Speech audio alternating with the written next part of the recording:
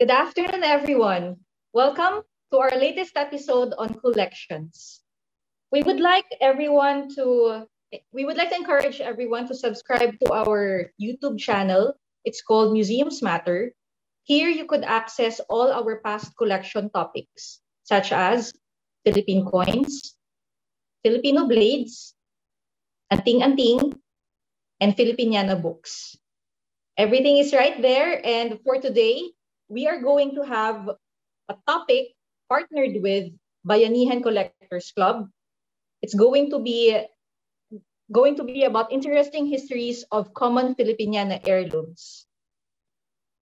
I'm pretty sure some of you who grew up in old houses will be able to see some familiar antiques in our images today. Most of the images that you will be seeing came from the collection of Melvin Lam.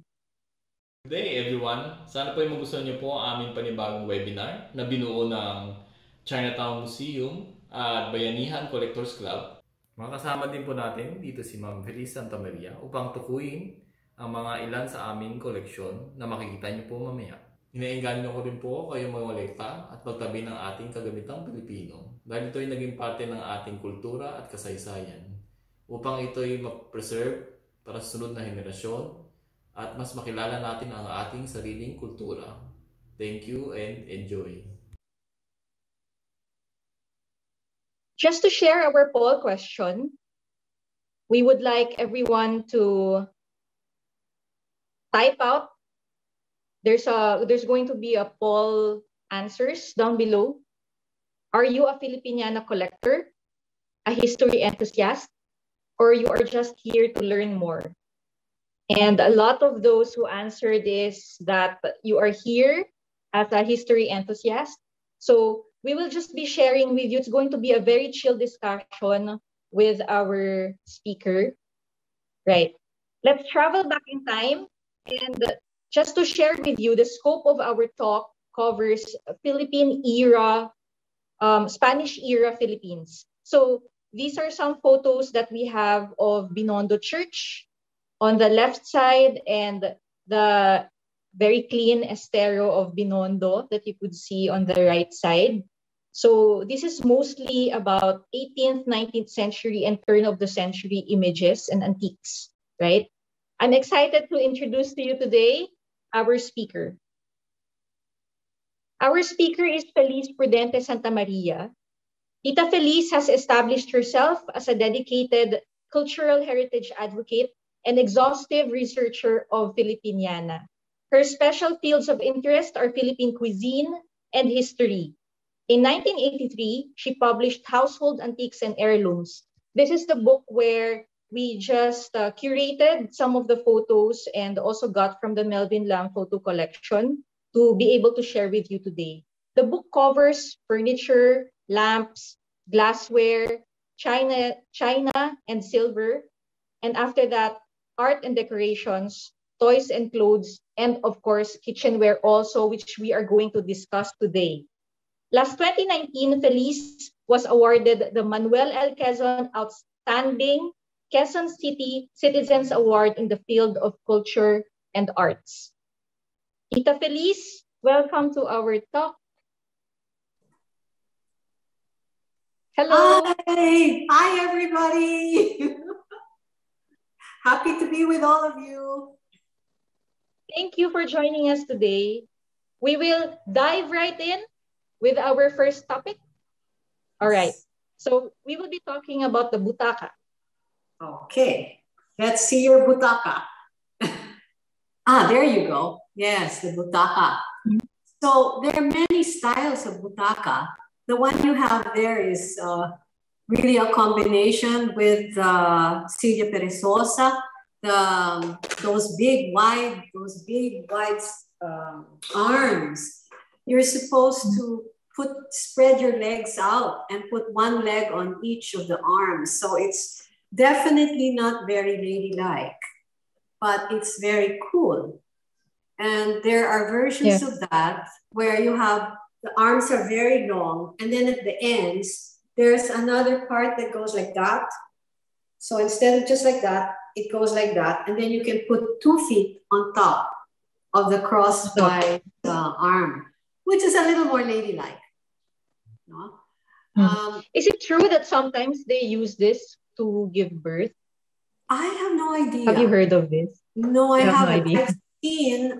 I've seen low chairs. I've seen low chairs that are birthing chairs. They're specifically for birthing, but they're not that high. They're a little lower. But I don't know, because you could use it for birthing, clearly. Yeah. I really don't know. When we were buying a butaka for the museum, the dealer told us that it was also used for birthing. So of course we all tried it. You're like, is this really for birthing? We had to put our legs up to make sure. Like, maybe it could be used for birthing. Right, that's the point, is to spread the legs apart and then catch the rear of the mother. I guess it might be comfortable. I don't know, but birthing is not exactly the most comfortable physical experience. The nice thing though about these butakas is that in the Philippines, they adopted to the local climate. That's why you have the cane weaving, the sinuhia. Whereas if it were a temperate climate, it would very likely be upholstered. And though it would be a much heavier look to it. So the butakas that developed locally are really Philippine. They're really a Philippine style of furniture. Very airy. Yes, and then it keeps that heavy, the top part, that heavy decoration, which is very, very popular in the Philippines. And that the love of the very carved furniture, that continued all the way into the 60s, the 70s, even up to now. There used to be a company, I don't know if Nugid is still around, but Nugid became known in the 60s and 70s for very elaborate carving. Wooden furniture, very elaborately carved.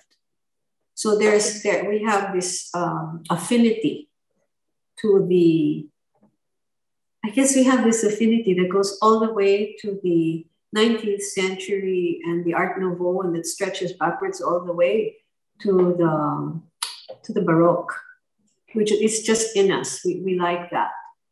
What else do you have? The butaka.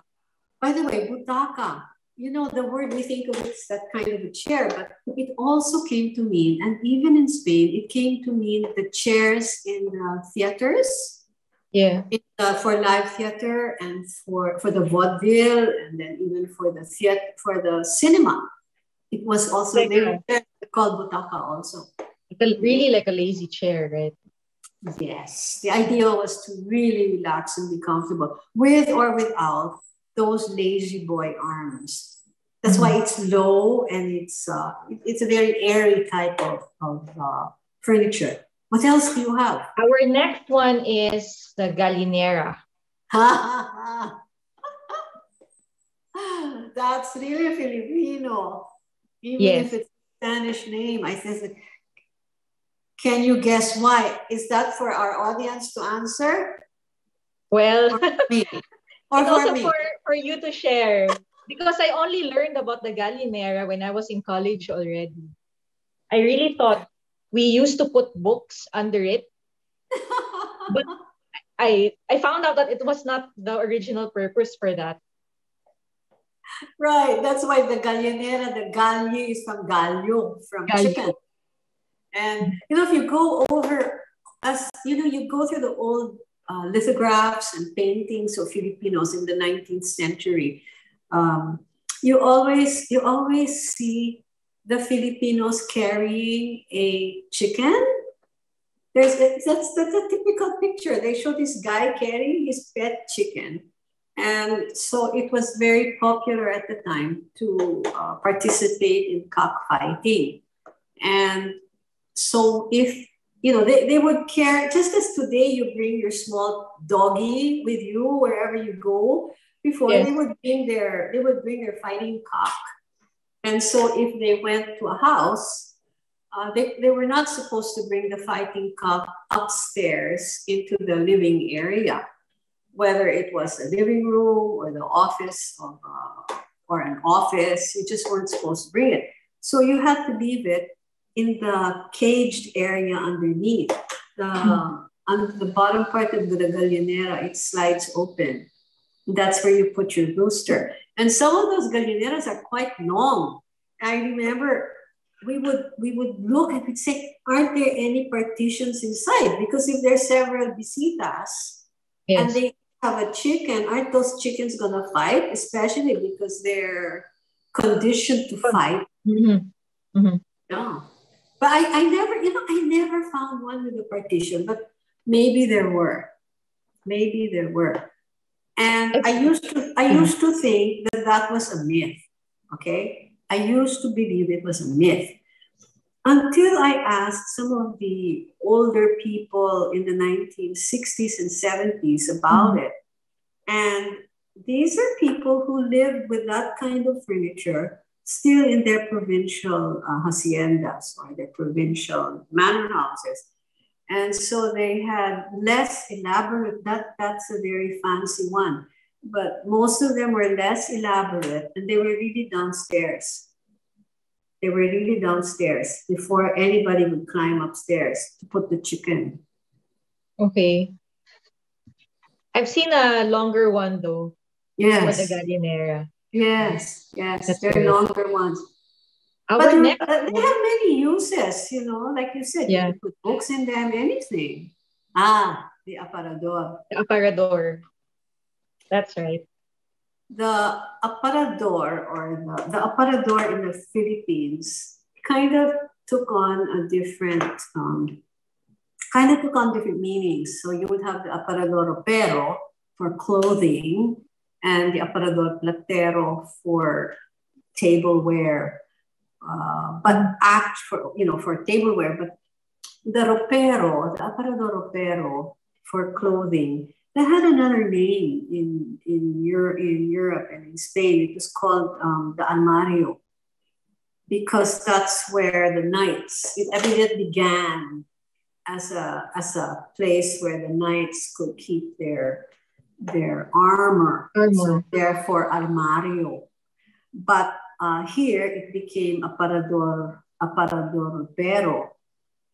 And what has always not surprised me, but you know, when you open the tropero, the aparador ropero, you'll notice that it's shelves. Mm-hmm. Because the clothing was generally the type that you could just fold. You didn't have to hang anything. No such thing as hangers before. But you see, this is the thing. There were hangers. We have record in around 1670. There was a Spanish lady. Her name here, I wrote it down. No, her name was Doña Pinero Viuda de Navarro. So she was Mrs. Navarro. And in 1699, she had silver clothes hangers. So she would have been using European clothing. And remember, we're talking 1699. Yes. So this is not the Maria Clara era, no? This is way before that.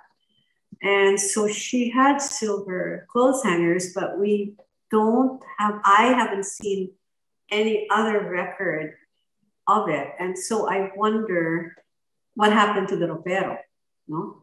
Did she indeed have a ropero with a place to hang to put her hangers? That we don't know.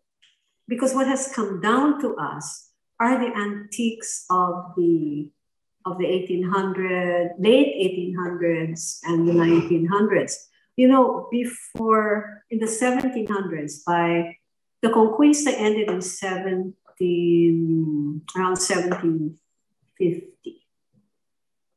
And after that, and the Philippines had built up a reputation for being a very rich colony, but it was secretive because it was a closed door economy. And not everybody got to see what was in Manila. Visitors were screened away, foreign visitors. And then when the British arrived in 1762, they ransacked Manila. So the most beautiful objects were taken away, and we don't really know what they were. We have beautiful stories about Manila before the British occupation. And there is a Filipina who lives in London, and she has been trying to track down what have fallen into, private collections. These are heirlooms already. Mm-hmm. And she's trying to see what happened to the Filipino items that were taken by the British forces in 1762. It's very interesting, yeah. We really wonder, because if you remember the central bank, they own this absolutely exquisite example of a niño dormido, an ivory little baby cries in a 4-poster bed. That must have been made by Chinese artisans, and that was taken from Manila. And that is an example of the exquisiteness of the era here in the Philippines. So we all wonder, what about the other things? What were they like? Anyway, so we don't have the examples of the 1700s aparadores, no? Now the sideboard, the platero, the aparador platero, that's really a sideboard, and there are various types, involved. There were the kinds that where you could already see what was inside them because you wanted to show off your silver, right? And then there are other types like the trinchante, where you actually put food that you would be serving. You would cut up, that's like trinchante. You would carve the meat, the roasts, and then you would have them served. But the armario, that little armario, that actually meant for a cabinet for the clothing, in the Philippines, it became the armason. And the armason, I don't know if you have a picture there, armason is the pillow rack. It's where you put the almazones, or the pillows. You stack the pillows and the banig. You roll the banig and you put the banig up on the top. So that's another Philippinization or nativization of Western or European furniture. So we made our own to suit our needs. So what else do you have? That's a very nice, elegant, simple piece. I've seen this in a lot of houses in Laguna, the almario. Yes, you have a mini aparador. Oh boy. I wonder what else they kept there. If it was, that you can put so many things there. It could have even been a boutiquin. And then you have your towel rack, because in those days they didn't have bathrooms. You didn't have bathrooms for every room. You had an area of the kitchen that was the bathroom and bathing area for the family, or in the provinces you had an outhouse where people relieved themselves or bathed. But in the bedrooms, they would have a stand for these beautiful porcelain or ironstone basins with floral patterns, and then a matching pitcher. And so you would pour the water, and then you'd be able to wash your hands, or your face. And then somebody in the morning would take away the dirty water and pour it out. So you needed to have those little racks for the towels and things. Even in the hotels, if you look at there are some photos of the Hotel Oriente, which was diagonally across beyond the church. And the rooms had those little lavadores, or stands for the basins, and matching pitchers. Let's see, what else do you have there? Wow. I'm getting ganado now. What else do you have? What are the Our other things? next is uh, it's the baul that's next. The baul. So there you call There it we go. you call it the baul mundo.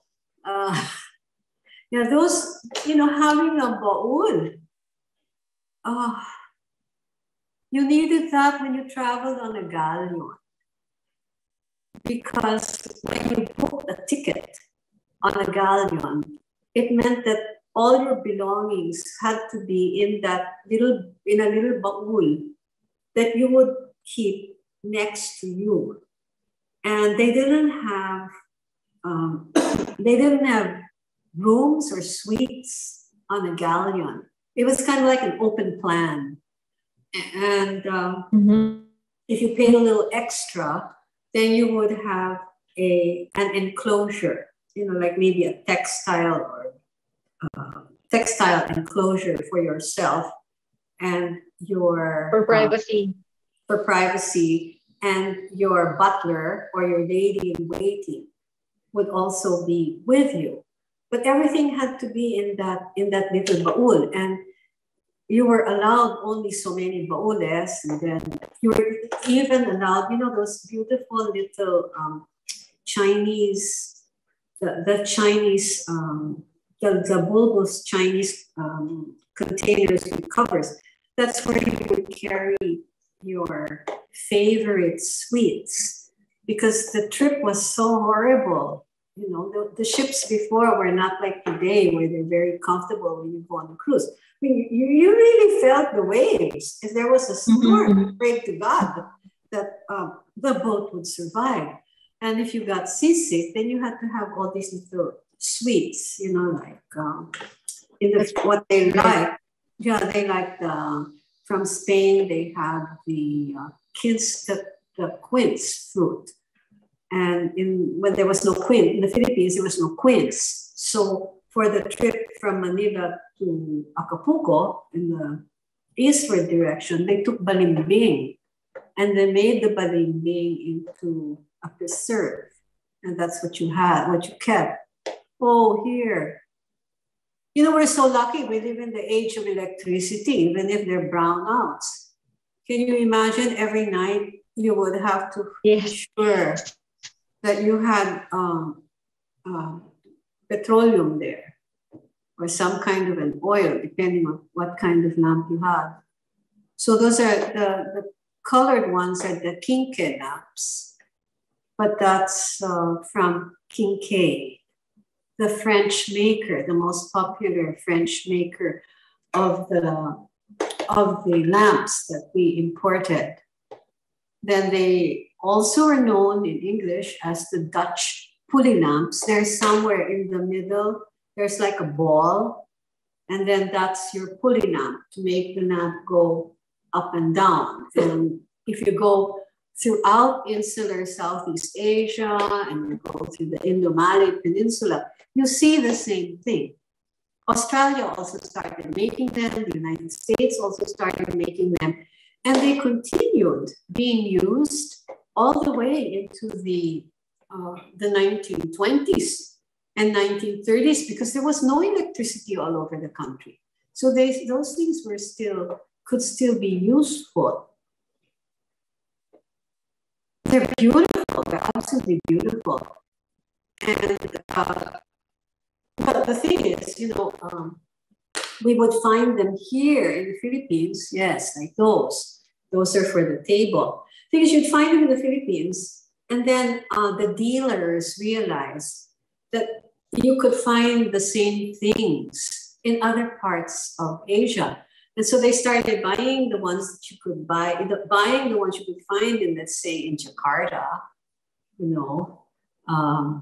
and then they would bring them to the Philippines, and then they would sell them as Philippine antiques. In a way, they came from the same supplier, but they originally made a stock over in other parts of Asia before the dealers found them and brought them to the Philippines. The same thing with the American and Australian mead. So it's very interesting. Trace the ones that you have. Try to see if there's any brand, because you can track all of that. Especially now, it's easier to track than in the 70s and 80s when we were doing research.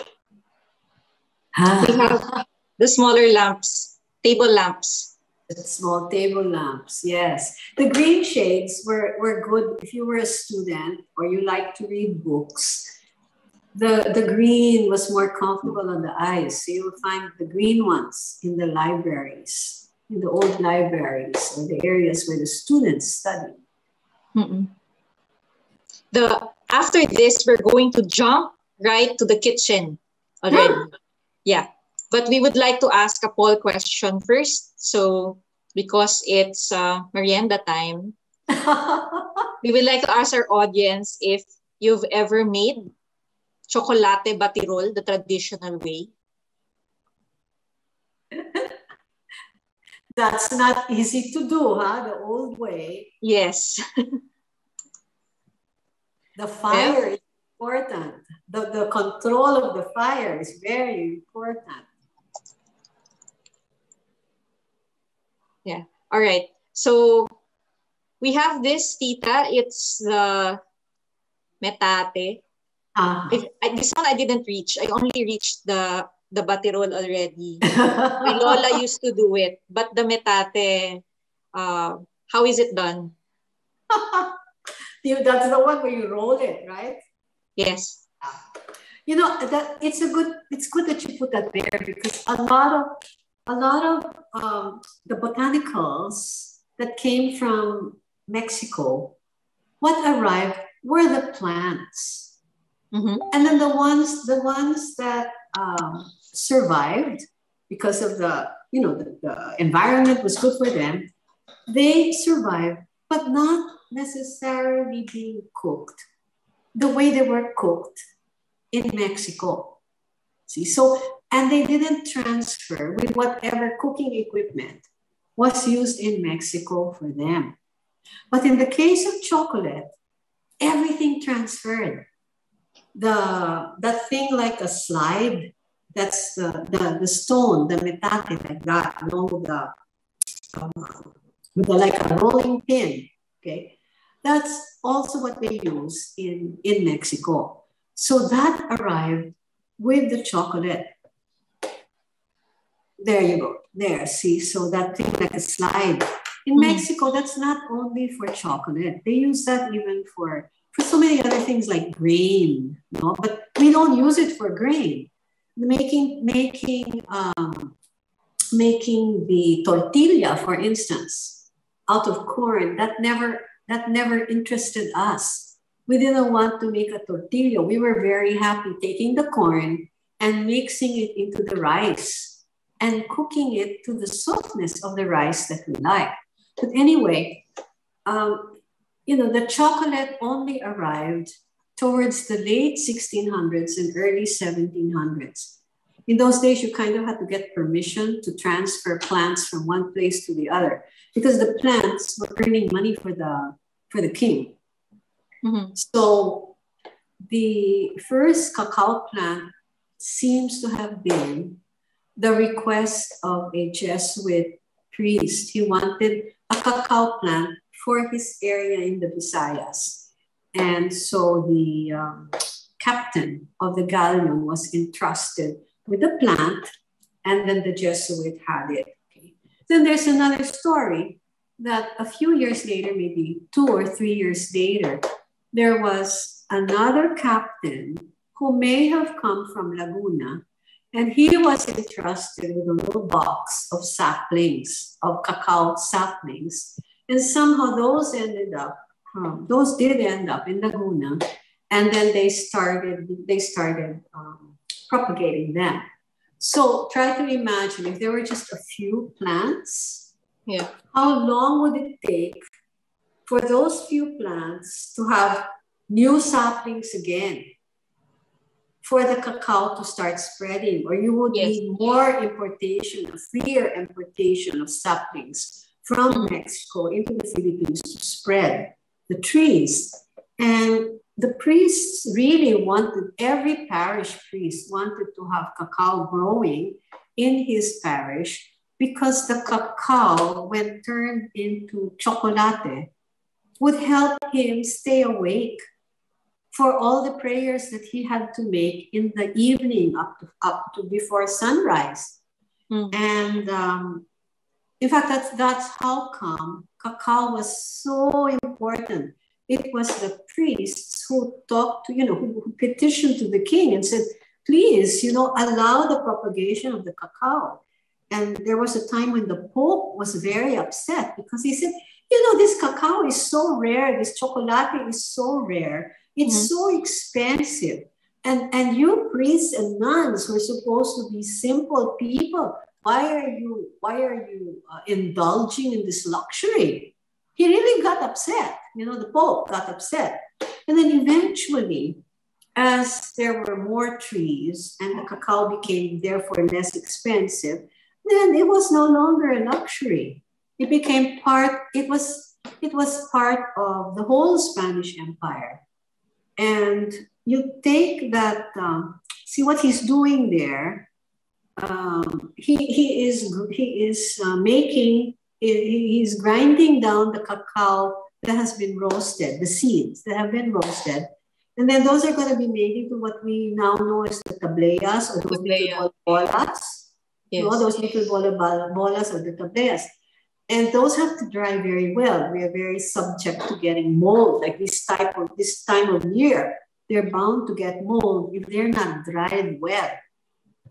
So you have to put it was one little ball or one little tablea per cup. And the cups were, I should have shown them. We have a photo. Small. They're like what yes. They're small. There. Those are the demi-tasse. In French, that would be like a demi-tasse or half a cup full. A jicara. You would call it in Spanish a jicara. And those were also the size of that. So one little bola or one tablea makes 1 cup with a little bit of water added to it. So it was really potent. It was pure cacao. And the thick, caffeine. right? Huh? It's thick. The caffeine wakes you up. Yes. Yeah. And the thicker it is, the more potent it is. We didn't have, it was the Austrians who started adding milk to it. The Spanish version was simply pure cacao with water and then sugar. Or you could add, if you wanted to be very fancy about it, you could add things like rose water, orange water, and then there were fancy ways to do it. And some would even add breadcrumbs or a little bit of flour into the cooking liquid to thicken it. So thick was the ideal, but thick because of lots of cacao, not thick because of the adulteration. I'd like to share, Tita, the answers a while ago. Okay. Yes. Only 80%. The 80% did not try the traditional way, so only 20% did. Yeah, because it takes time. If you look at you have to mix it like this. Yes, that's batidor. Okay. The batidor in the Philippines, though, is a little different from the batidor in Mexico. In Mexico, it has bracelets. You have that batidor, and then there are little wooden bracelets. So you pound down the tablea, and then after you pound it and you start to mix it, and then you have to froth it. Yes. That's why you go like that, right? And those bracelets in Mexico, they were the type that helped with the frothing. During the time, all right. Yes. So the bubbles would come. Right. See, but during the time of Montezuma, the way they made it froth was the way that they make coffee froth in Turkey up to now. You have 2 receptacles. So one is down on the bottom, and then one is very high up, and then you pour it. Then you take this one, and you pour it, and you pour it, and you pour it until it starts to froth. what I do today, because I cook on an electric hob and I cannot use that, frankly, what I do is I put it in my blender and I whip it. And you get this wonderful, wonderful froth that doesn't dissipate quickly. So if you want to just keep that as your collection, you keep all those beautiful things as your collection in the kitchen, Yes. But then you don't want to use them, then you just use your blender. Let it whip, Faster. put it on the whip. And then, wow, get very frothy. Is that a bao? That's a bao by Bernie. Yes. What's that? Milk vendor? It's a milk vendor. Yes. India Lechera. Yes. The native vendors. Well, during the era of Rizal, you have to understand, during the era of Rizal, isn't it in his Noli Me Tangere especially, the way he creates his characters is he makes them either very funny or he makes them very evil. He makes everything emphatic. Well, the same thing was being done by the local Philippine published newspapers. They would run a series, for instance, on the milk vendor or the bread vendor, and they would have these satirical pieces. They would have these satirical side remarks about how dirty they were or how they would dilute the milk. So the milk would arrive. A lot of times the milk came from Marikina. If you live in Manila, the milk would come from Marikina, no longer from the Tondo area because the former ranches had already now turned into something else, no longer pastures. But so every day there would be this milk vendor. And the joke was that the milk was adulterated with water and you didn't know where the water was from. So there are all these sly remarks, or that the bread, maybe the bread wasn't pure, it wasn't pure wheat. Maybe they put something in it. So the literary technique that Rizal used was something that he could have read here also. And that's the era of the Count of Monte Cristo. So everything has an exclamation point. Everything is exaggerated. Yeah, here's your cocina. Now those water containers, those were important because cholera was one of the, like today we have the pandemic from COVID-19. The pandemic before was cholera, which was bacterial. This was 1880. Yeah. Yes. And it continued. Those water containers were important because we didn't have running water. People would, if they were lucky, they had access to clean water from wells. But during the American period, also during the Spanish period, it was more the American period where they were more emphatic about it. You had to boil your water. So not only did you have the water that filtered itself, there's a stone filter inside that. So the water runs down through several filters. Even today, like you have those Niken brands and things where they have filters. It's the fancy one. Yeah, it's similar, except that they end with something to heat it, And so that was like you take that water and you boil it, and then you can drink it. There's some beautiful, beautiful water containers. They were used all over the world, not just here. The Dutch had beautiful ones that we also had here. Then there was the British Brookfield that was quite popular. You have the measuring cups. Yes, we don't use gantas anymore. Yeah. Because the gantas were not always the same size. If you go into kilograms, hopefully your weighing scales are all the same. So that's how come things have had to change. And then you have those, the brass, the tacho. So the tacho is what you use to make things like halea ube, pastillas de leche, any of the pastillas, no? There are still a lot of this in antique shops, local antique shops. Right. Now, those, you have to remember, those are sugar evaporation pans made of brass. The sugar evaporation pan evolved in the Caribbean because although sugarcane is from our part of the world, it comes from the Austronesian area, but it also traveled into the Americas.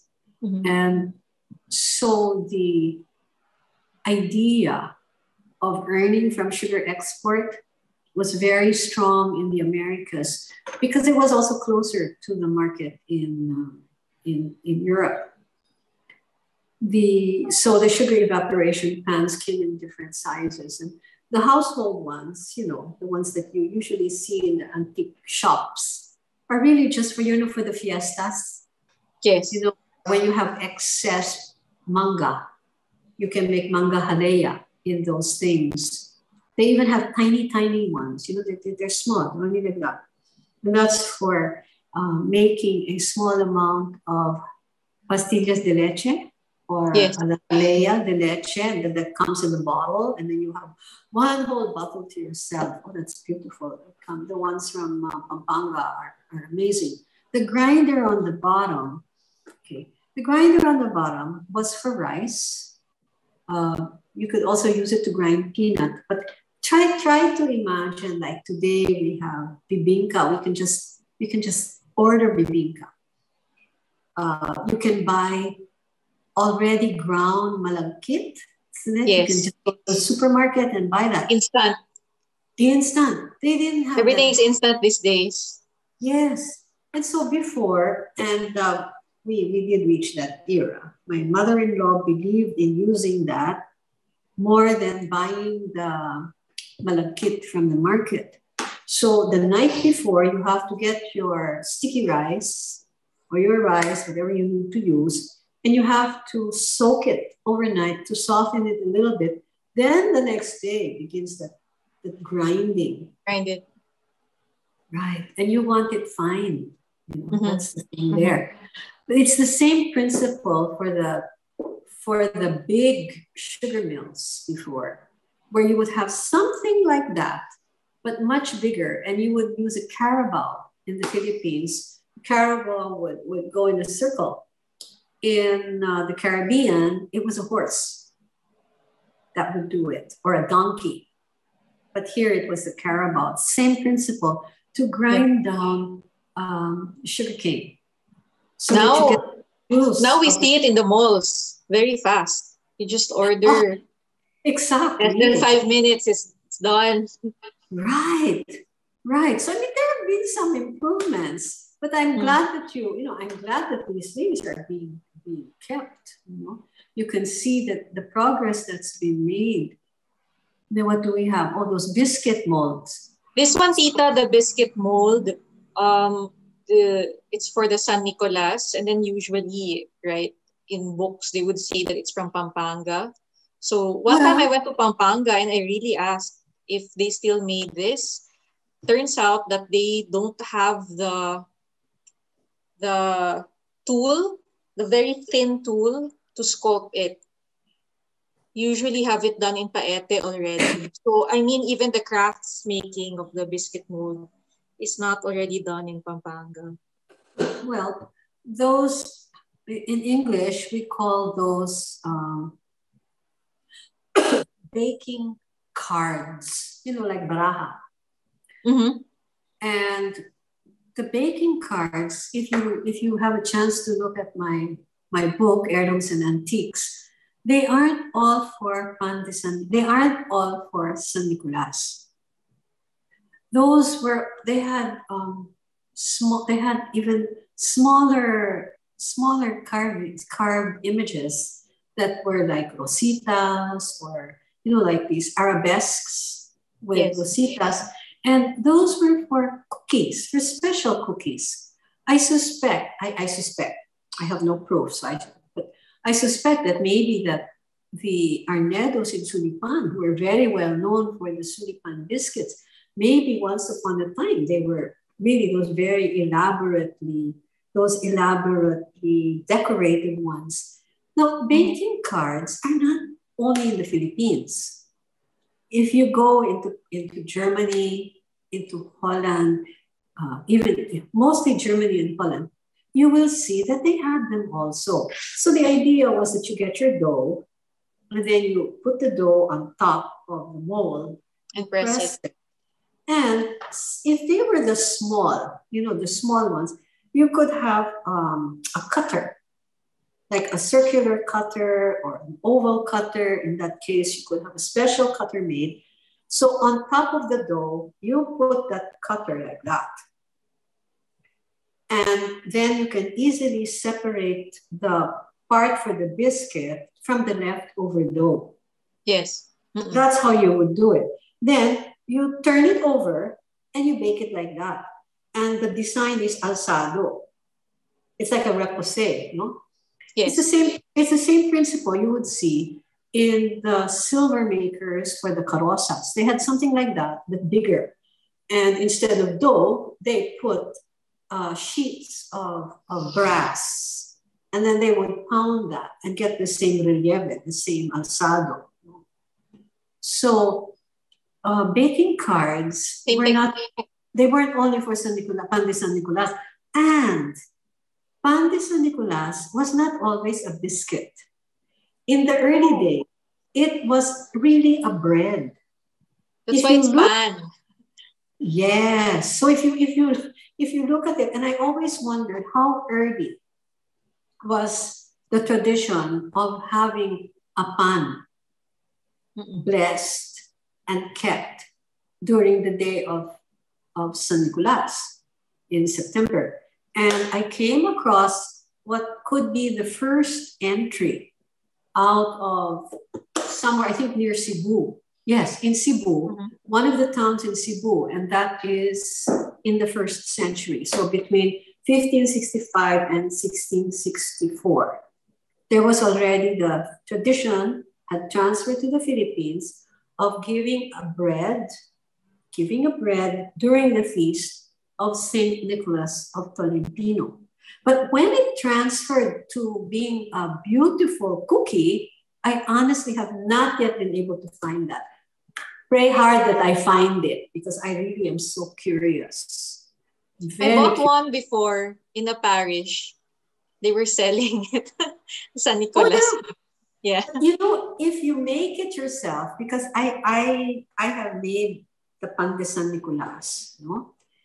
And your kitchen will turn so fragrant because it uses coconut milk and anise, just a little bit of anise. And that, that just the fragrance fills yes. Anise is a very strong aromatic flavor. Well, you shouldn't put a lot, huh? Don't put a lot of the anise. We're going to jump, Tita, into the tableware very quickly. We only have 10 minutes. That's all we have left. Oh my God. Yeah. Yes. Very seldom can you get a complete set of tableware because it breaks. And we have historical documentation of the French Sèvres type of porcelain, which is like a very fine and a very expensive type of tableware. And then we have the less expensive and less breakable, the thicker ironstone that had been invented by the British. And if you buy any of those, turn it over, and then there's usually some kind of a trademark.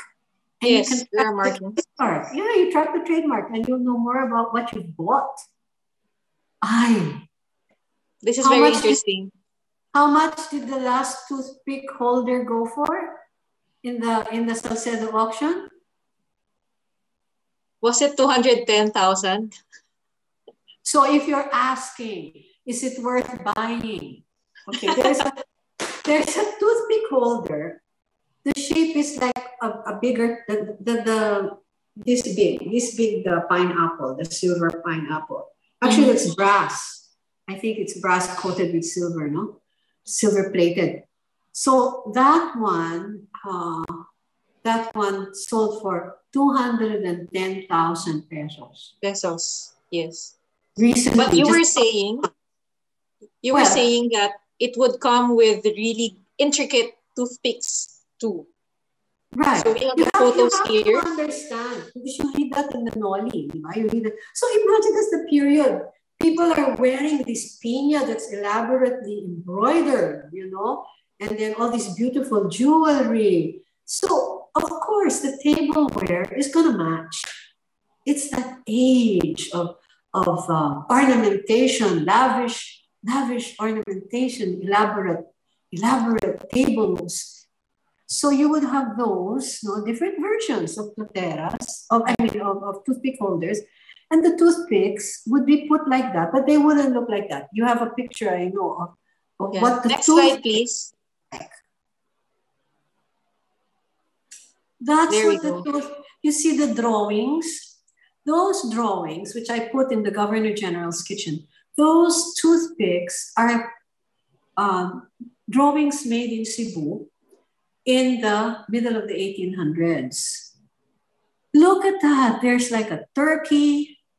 There's like a bouquet of flowers, and then the flowers are dangling.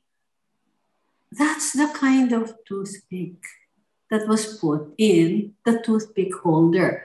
What you see in color are toothpicks that are a little fat. Notice that the bottom part is a little fat. I don't think they would fit into those toothpick trees. But you see how delicate and how elaborate the carving is. So try to picture, a small circular table with or a big dining table with those toothpick trees there and those elaborate toothpicks stuck in them. It makes you not want to use it. Yes. Notice those toothpicks. Those are only from the 1980s, from Paete. I don't use my toothpicks. They're so pretty. I use them. I don't use them as real toothpicks. I use them as table decorations. There. The glassware. There is very thin, very fine glassware in blue from the 1800s. And then it gets thicker and thicker and thicker as the Industrial Revolution starts making similar products. Mm-hmm. So the thinner it is, very likely it was blown, handmade, and old. You have to, if you're a collector, you need to be able to compare different furniture, different glassware, different tableware, so that you can see which were made still during the pre-industrial era or made just at the start of the industrial era.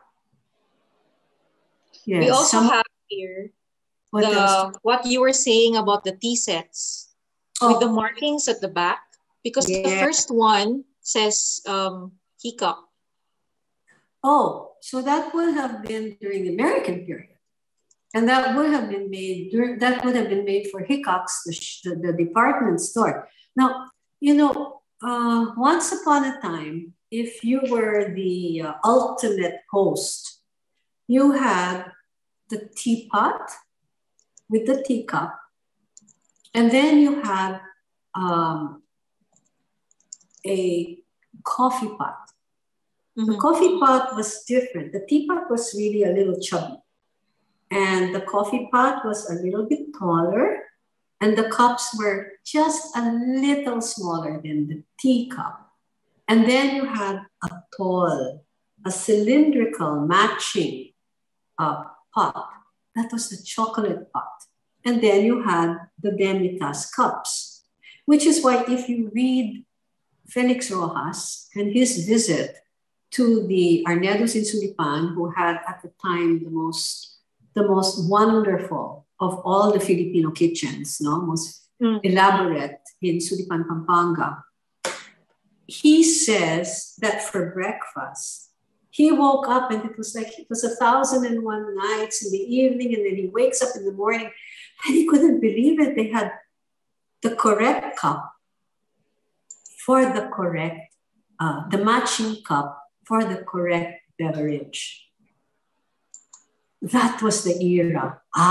Okay. We are going to jump now to the to a room. So we're leaving the kitchen, and we'd like to ask our audiences if you first know how to use an old Singer sewing machine, or B, you remember if your Lola used this, the sewing machine, or you only collect old items. So this one, I think, would also show the age of our audience because I'm on the B. I only remember my Lola using a Singer sewing machine, and there's no other brand. It really has to be Singer. So you have the brass with the brand Singer there. That's right. We will talk about the answers later on. So for this muna, Tita, these are postcards? Yes, in fact, I have some of them. And postcards are wonderful things to collect. That's right. The postcards themselves. And you have them from the Americans were trying, first they had the postcards because the soldiers wanted to have their pictures taken, and then they had these postcards that they would send home. But then the Philippine Islands was positioned as a vacation place. It was part of the exotic Orient. It was now part of the United States. And so you would take the boat from California via Japan to the Philippines. That was one route that they liked. And they had all these postcards to show you what it was like here in the Philippines. And yes, I have that Singer sewing machine one. Which one, Tita? I have the one on top, the one here in the house. The one on the bottom, I think I have the same people minus the sewing machine. So the photographer probably had them pose with the sewing machine and then had them pose again with, I think, a turkey and a dog. I'll send you the picture. Yeah. I think it's the same people. They have a turkey, a pet turkey in the middle. And then they had a little dog. I know you have your dog. So there. We have someone who was watching commented that my Lola used it in sewing clothes and pillowcases. And one also remembers playing underneath a sewing machine. That's also me. I used to play underneath the sewing machine because it looked like a wheel. And then you could play with it. Your poor Lola would say, stop playing with that. It's going to get destroyed. Yeah. But, the reasons some of those machines survived is because they continued, one, to be functional. And secondly, Singer sewing machine always had a service center here from the American period all the way. And there was no turning away, even the old ones. So tailoring shops would use them, modistas would use them, houses, because women knew how to make underwear and clothing, because you couldn't buy things in stores, or you were too far from the store. So you learned to become very self-reliant. And then the home economics in school. That's true. That's true. Home economics, you have to learn how to make your own clothes. I have a friend, she would be over 100 today, but even in the 60s, 70s, and 80s, she continued. She had an area in her estate, I guess, call it that, She had her own alajero. She had her own modista.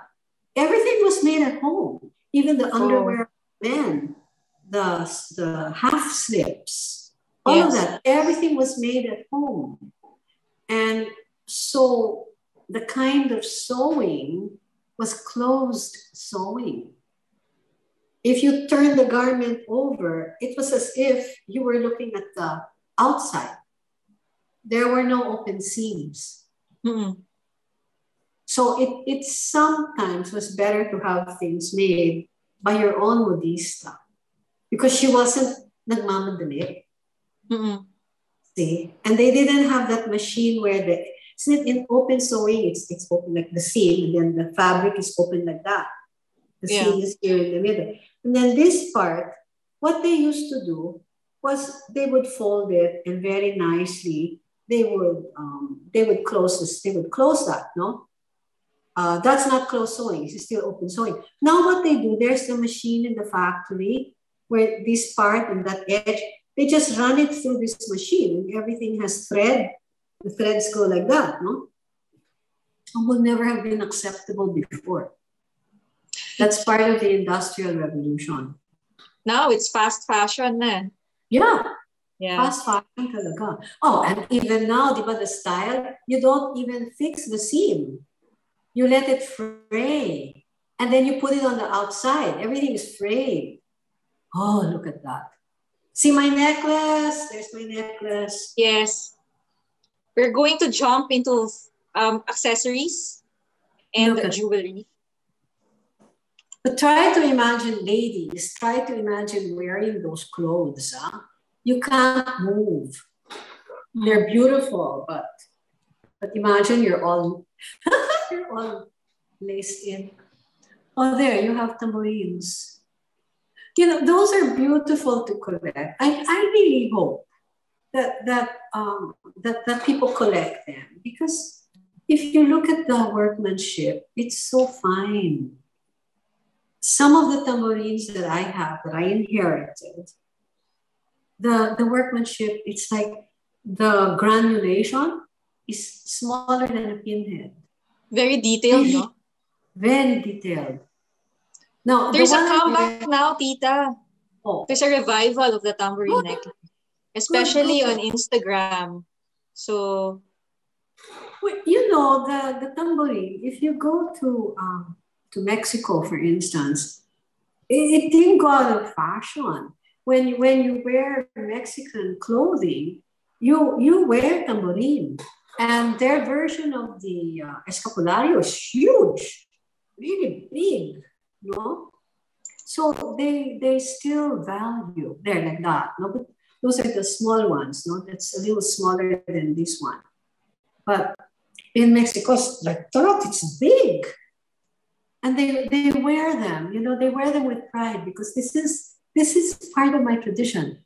Whether it's old or new, you know, you want to keep alive the ones who can still make. Oh, those are the religious pendants, yes.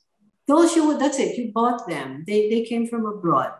Eventually, it was just cheaper. This is part of the Industrial Revolution. That's not made by hand, it's already machina. Here, you could still, you know, maybe with the esmalte, I was going to say there. That's also important, yes. You know, when you look at the esmalte,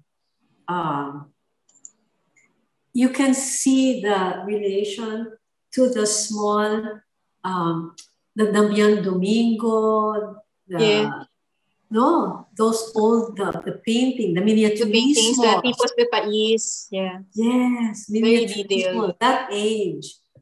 So it's nice to wear those. I have San Jose.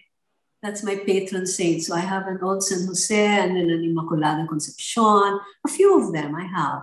I don't collect, but I have those. They break. You have some stampitas here.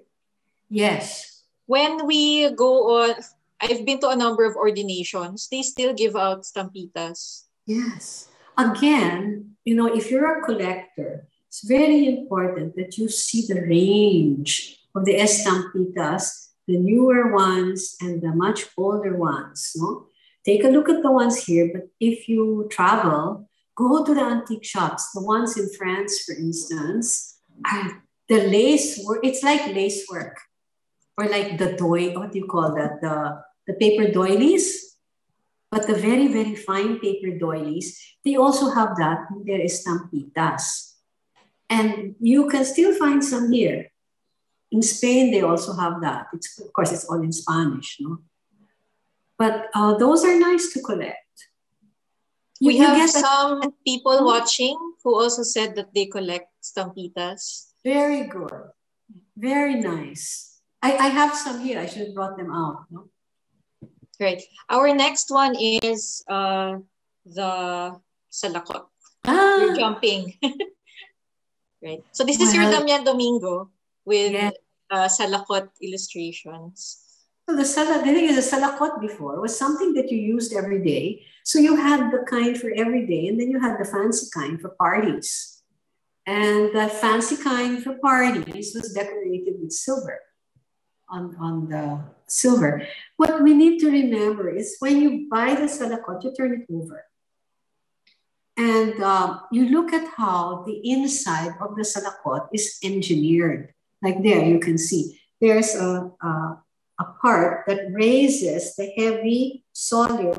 The heavy solid part is raised so that it's comfortable and you get the air flowing through. That's why I sort of wish that we paid a little more attention to the headgear, the antique headgear, because that shows how in a way, our sense of engineering, the need for comfort created designs that were well engineered so that when you wore these things, their function was still with comfort. It's very important to look at them. In the early American period, they started drawing out those things for the industrial classes of the little boys, no? And that's where you can see how our ancestors invented these things that were practical for us. And we have to give more credit to those everyday common items. Oh, wow. Speaking of practicality, the bakya. Is it called bakya before? I've always known it as bakya.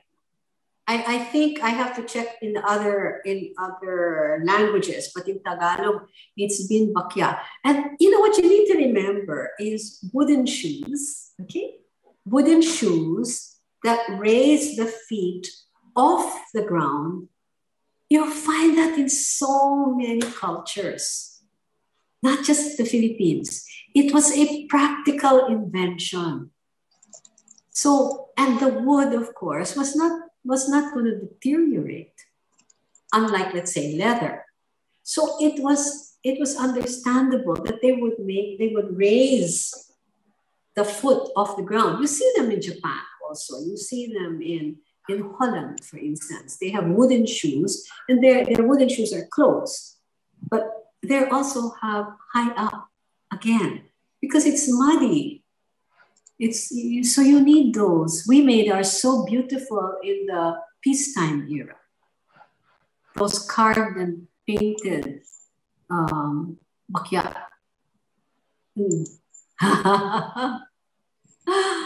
We're going to the section on entertainment. So the succeeding photos will be about how people entertain themselves then kasi wala pang internet, no TV, right? So there.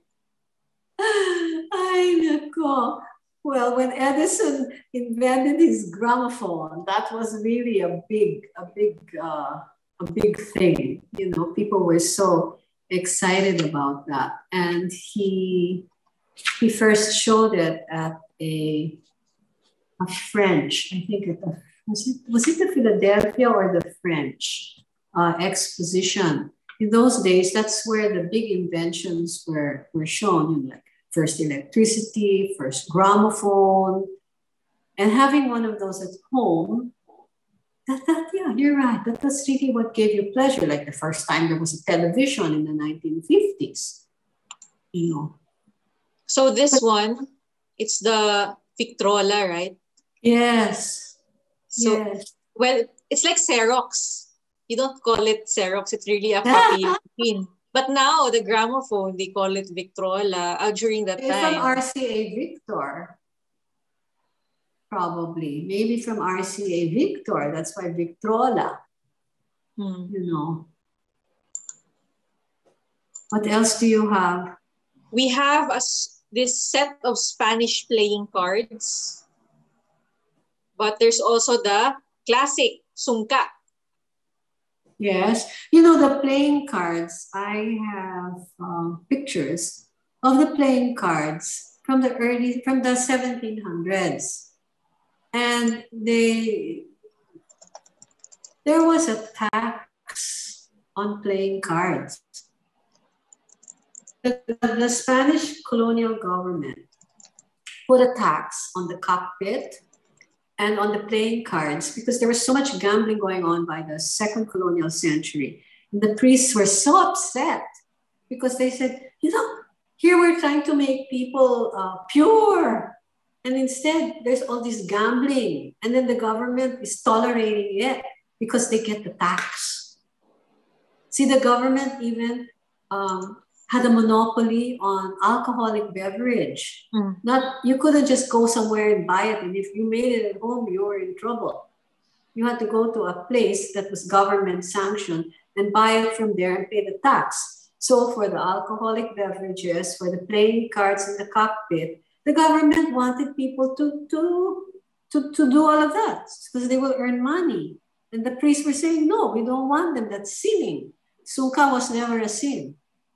You could play sungka as much as you wanted. And of course, that's an old game. You see the sungka in many places, even in Africa. The left one is on cards, and then we have the chess table also. Actually, we grew up, we really had a chess table also. And then in the drawers, that's where you would hide the pieces. It's very specific, no? Before the tables. Oh, before everything was specific. And the big thing during the late 1800s, so this playing chess, you know, the big thing was to have a billiard table. Because then, after the Suez Canal opened in 1869 and there were steamships, now you could carry these big billiard tables, and then eventually they were made locally. But if you had a billiard table, oh, that was a big thing. And then you had your chess table, yes. And your mahjong, where is your mahjong?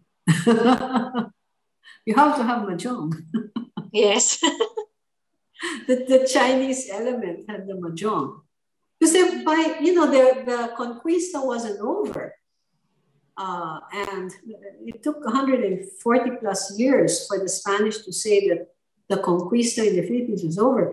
And before that, there were already so many Christian Chinese men marrying Christian Filipino women. So there were so many mestizos that they had to have a special tax category added for the mestizos.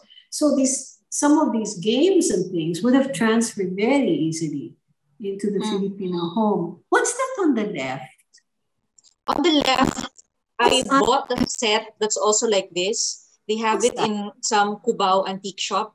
It's a very small novel. It's like I'm thinking it's not turn of the century. Definitely not turn of the century. But it's colored and it's going to, it has stories in it. It seems so Victorian. Yes, it looks so Victorian too. But the pages usually are very crisp already. So I rarely open the set that we have at Chinatown Museum. It usually comes in a set talaga. Where's the story? When you open it. You mean that it's several cards telling one story or one story per card? No, it's not a card nga eh. It's like a booklet. Maliit na booklet. Yes. Puro, I'd say around 4 pages. Yeah. And I was so lucky also to be able to get a set. The photo that you're looking at now is from the Melvin Lam collection. He was telling me earlier that these are for kids because nga there were no it's a form of entertainment talaga during that time. What language are they in? It's in, the one that I got is in Spanish. Uh-huh. Right. Okay. How nice! It's I've like never- a stampita. Small lang din. Yung Yeah. size niya, it's really like a stampita. How nice! I've never seen those. Oh, gee, I would love to see the originals. Doesn't it say where it's usually there's a mark of where they were published? I also the date. It also says, but the one that I have, it's been a long time since I last saw it. Yeah. Wow, how nice to collect. All right, so this is going to be our last slide, Tita. Thank you so much for sharing with us your knowledge and your love for Filipiniana Heirlooms. I'd like to share with everyone that the photos came from Melvin Lam, and also the contents that we discussed today were inspired from the book created by Tita Felice, the Filipiniana Heirloom book. Tita, thank you so much. My pleasure. I hope more of you start collecting. Don't let these things just disappear. That's Get right. done it. Bye, girls. Thank you. Bye. We would Bye. like to invite everyone to also join us later, like 14 minutes from now. At 4:30, we will be having trivia time. And the questions in trivia time will be what was discussed with Tita Felice.